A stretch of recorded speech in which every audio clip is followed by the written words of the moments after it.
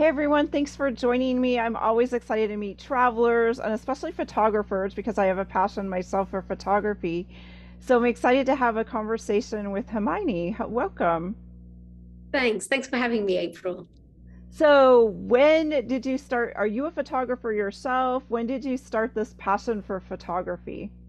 So I've always, I think, like with most people, photography comes at a very young age. So I, similarly to everybody that's of a certain age, we all had cameras, and I used to borrow my parents' camera to take pictures, and we take the film and send it out, and then wait in anticipation to see what the photos come out like.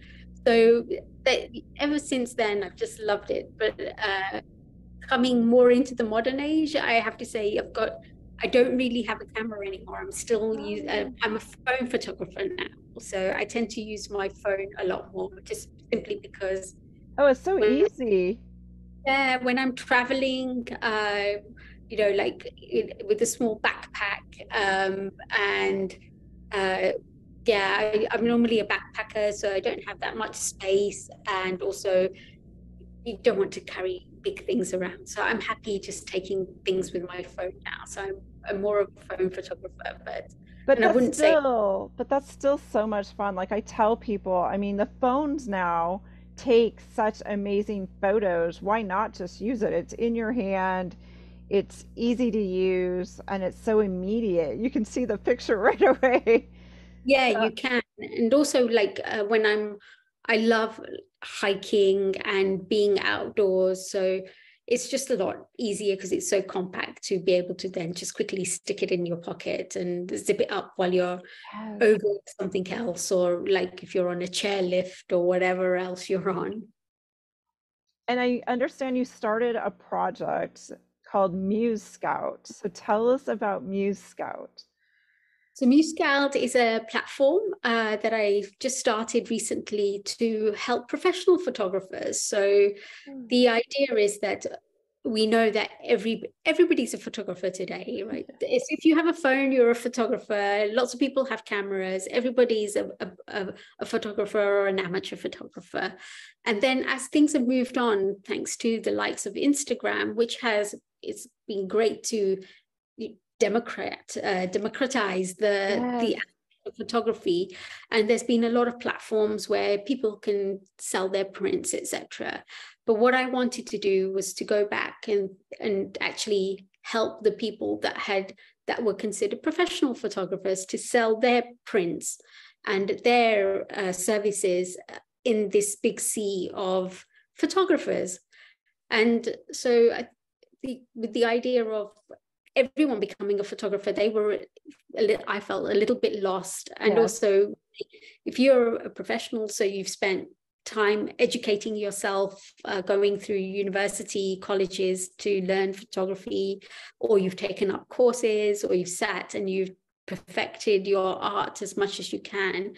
And you're out there, you're now amongst the sea of people. And so, anybody, if you just look at images, everybody's image is great, and you can't differentiate Right. anymore who's a professional, who's someone who's just learned. A great picture is a great picture, which is great.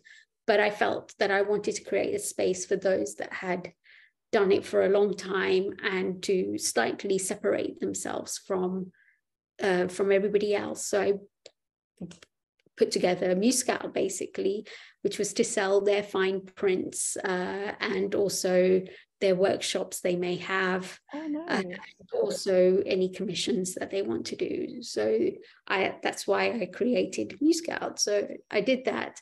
And then on the back of that, I ended up opening up I have a free community for photographers that want to learn about the business of photography. So those that are Oh. thinking about going into photography as a business, that's something that they enjoy, they're really passionate about. So how can they learn about the actual business side of it? Because it's not so easy anymore, unfortunately. So yeah, I just wanted to sort of help on both sides. Oh, wow, that's fabulous.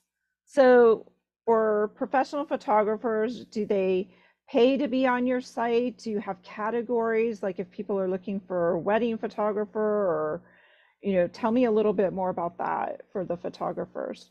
So the genres, I don't cover wedding photographers, etc. It's mainly photographers that will to create fine photography that you can put on your walls. So that's what it is at the moment. And yes, there's different genres. So there's fine arts, there's those that were like landscapes, etc. So there's all those areas of it that they can pick out. But the key tenant, as well as being professional photographers, is the ethical side of things. So no, I don't charge a subscription fee to be on the platform. I just take 15% commission on when the sale is made, and then 85% of the sale goes straight to the photographer themselves. So it's just to basically cover the cost of the platform and running the etc. Allowing them to make majority of the income from their product or service, which a lot of like with galleries and stuff, they end up losing, like it can be up to 50%, is some of them even more. So Oh yeah, galleries, it's crazy. Or a lot of galleries too, they want an upfee price just to hang there in that gallery, or there's a lot of expenses oftentimes with galleries.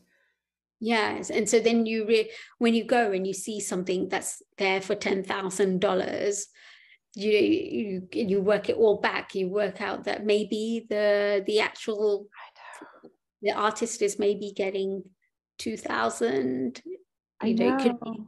8,000 goes straight to the gallery for a number of fees, etc., commissions and whatnot. So that's the ethical side of it. And also I make sure that the photographers, their products and services are as sustainable as possible, because that's another really big passion of mine, is that I want to make sure that, as well as giving a great product, it's as sustainable as possible to help our planet, and to sort of think about consumerism a little bit more, about the way we consume things, and making sure that we make things in a good way that people then can consume, knowing that it's made as cleanly as possible for them.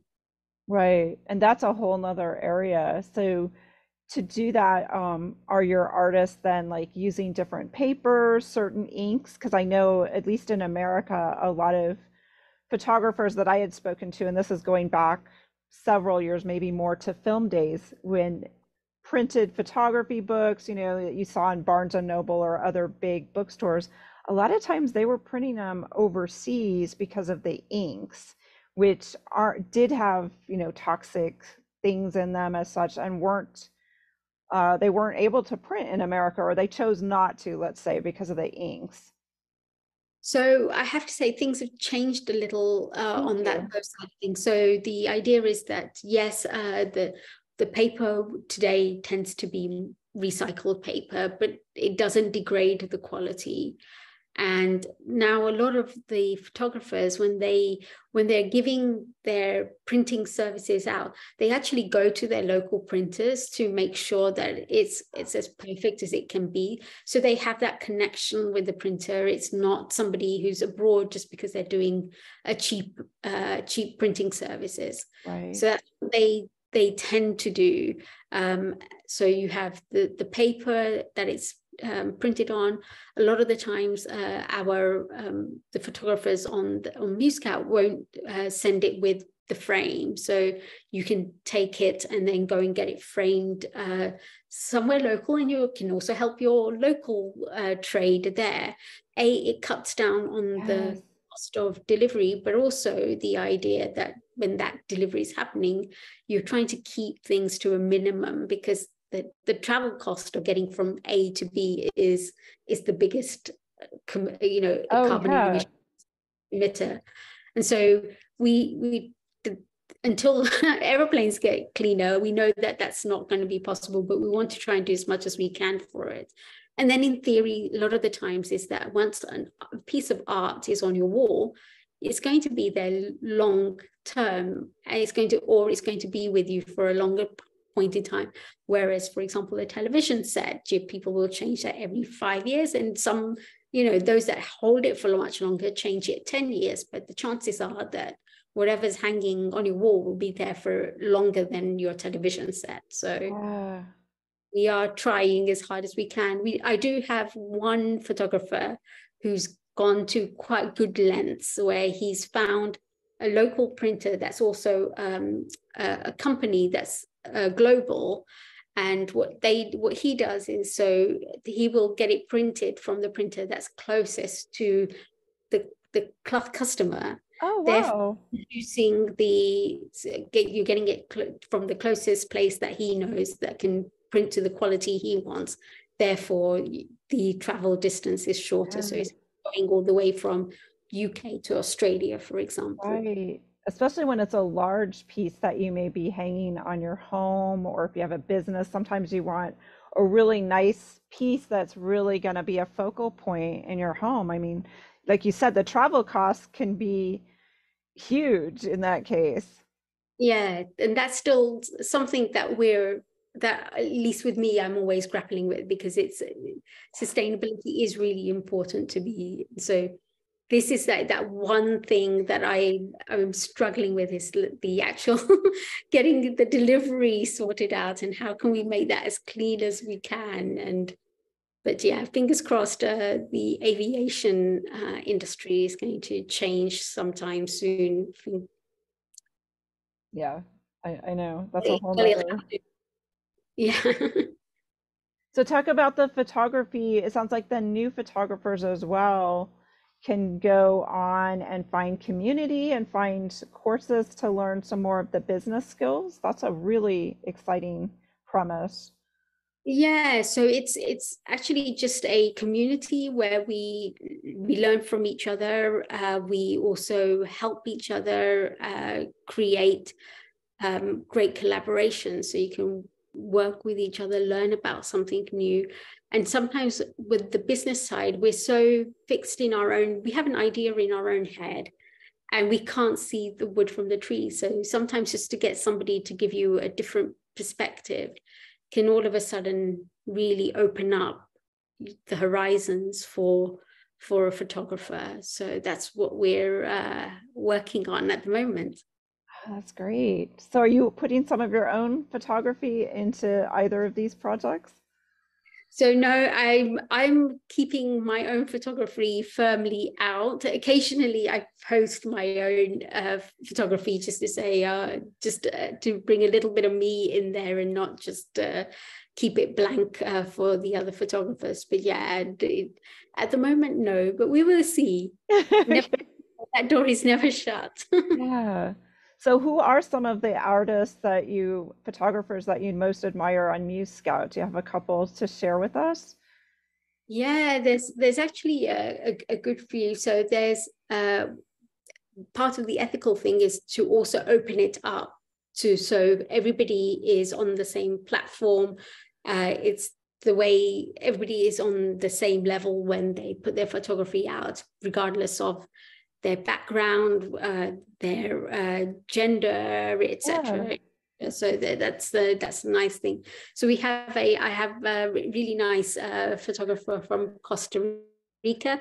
So her being from Costa Rica, she understands the idea of sustainability really well, and she does fine art photography. And she has the most beautiful stories that she tells around her photos. And if you look at them, they could easily be out of one of those old fairy tales, like Wow.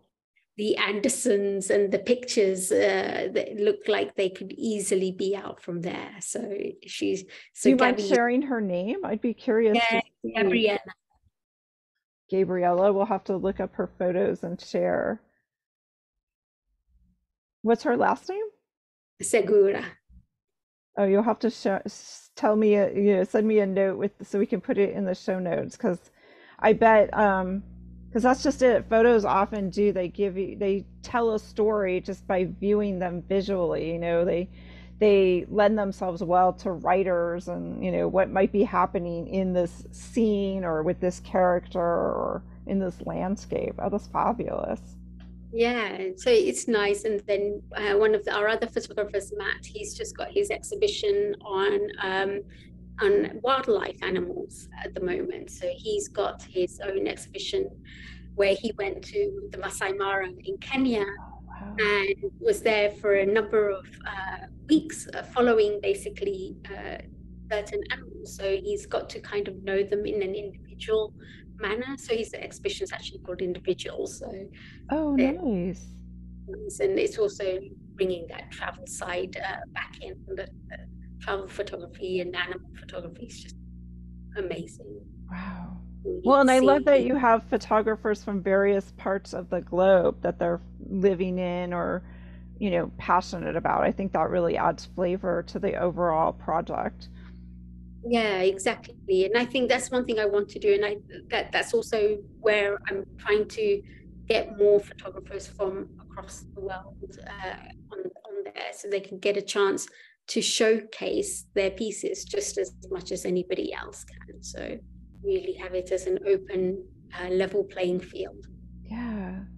So do you do most of the curating then of the collection of photographers, or do you have others that kind of help with the curation project process? At the moment, it's just me. But then once you have one, it's a lot easier to get the second. It's not, I have to say, it's not super easy just because when you're on your own, Oh, it yeah. can be, and having a startup, because everybody's doing startups. So uh, it's not easy by any means, but one thing that helps is I love it and I really enjoy it. And if even an ounce of that comes across, then that's what I'm banking on, basically, that it will ignite some passion in somebody else. Great.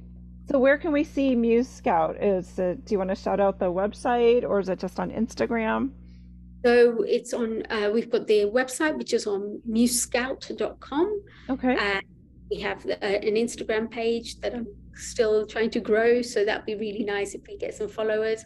But as part of that, we also try and do some live events. So on the 7th to the 9th of July, we're at an art fair in London, in Kensington. So if you're around, you can get the details of that from MuseScout.com.